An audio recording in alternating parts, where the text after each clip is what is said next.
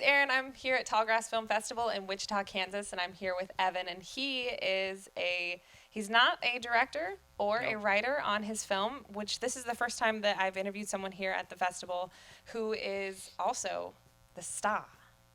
Oh, come on. The star. and producer as well, which is a really cool combination.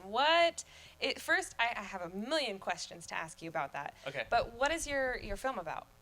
Our film is about two estranged friends who haven't seen each other in a long time, and one comes back to New York looking for a place to stay, and as he's there, he has to make the hard choice of protecting his friend from the impending apocalypse or from himself. Can I ask what the apocalypse is? Yeah. Well, we could downgrade from apocalypse to war to decide the fate of the world. Okay. I guess that would be another way to put it. Okay. Yeah. Without giving too much away. Yeah. This is interesting. Yeah. I'm intrigued. Yeah. So what's the part that you play in this? I play the guy who lives in New York. My name is Christian in the film. Mm-hmm. And McLeod Andrews plays Wyatt. He's the guy who comes into town. And I play the friend who sort of tried to build himself up into like an alpha male, even though really deep down he might not be that. So he's trying to sort of fulfill a role that he, in his mind, imagines to be the ideal man in someone else's image. It sounds like it could be serious, and it sounds like it could be a little bit on the funny side. What is it? Yeah, that's so cool that you feel that way. We've had it be called like an indie drama wrapped in a horror movie wrapping paper. Okay. We've had psychological thriller bromance. Bromance. Yeah, but not bromance like bromance, more like bromance. And all that really means like is bruh. No. Okay. Like bro. Okay. Um there's so many ways that we can go with bro. Yeah. I really don't love the word bro, but I think what it gets down to is it is a deep exploration of male friendship in all the ways that it can exist, or at least the ways that we had the opportunity to touch on. Not all the ways that it can exist, but I think that it was really important for us to put a real relationship on screen. And so that is the serious and the silly and the games used to play as children together and drunken conversations. It's all that stuff. And I think that we touch upon some funny moments in the midst of what is really a psychological thriller. So it's definitely not an all ages film. No, it is not an all ages film. A lot of people will leave the film saying that they sort of had trouble getting their breath for the final sprint to the finish, because it does get really tense. And I won't give anything away, but there's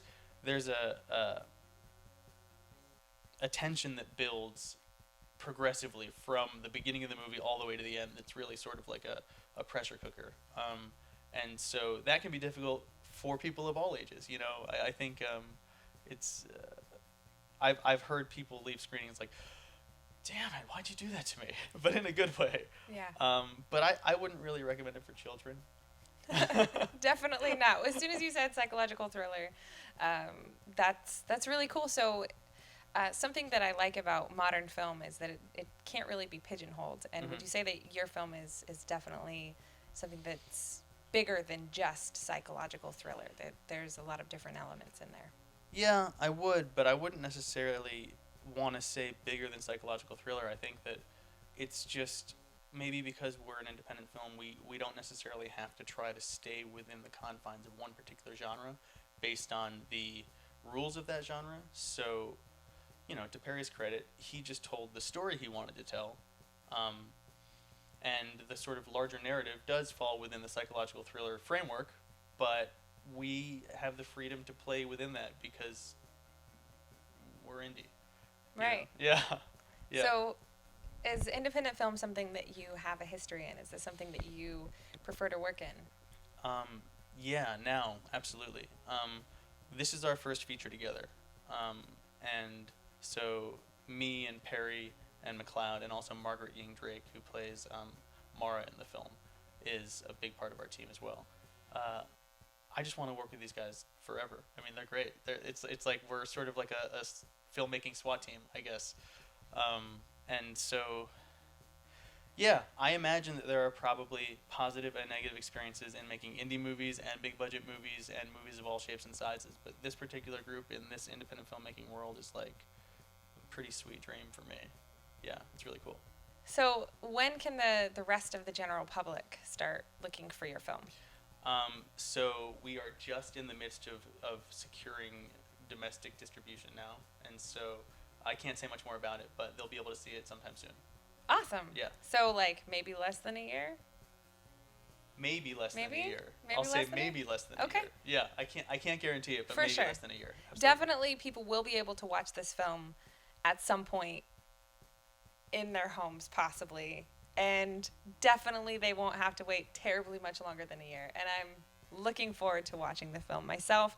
And thank you so much for taking the time to talk with me today. Is there any other way that people could follow the film on social media? Sure. So first of all, thanks for having me. This was awesome. On Twitter, we're at Look Like People. On Instagram, we're at They Look Like People. On Facebook, I'm pretty sure we're / They Look Like People, but if not, just search on Facebook for They Look Like People. And then we also have theylooklikepeople.com.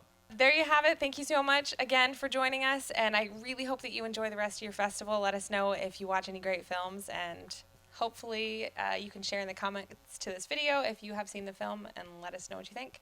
Absolutely. Thanks for having me. Love Tallgrass.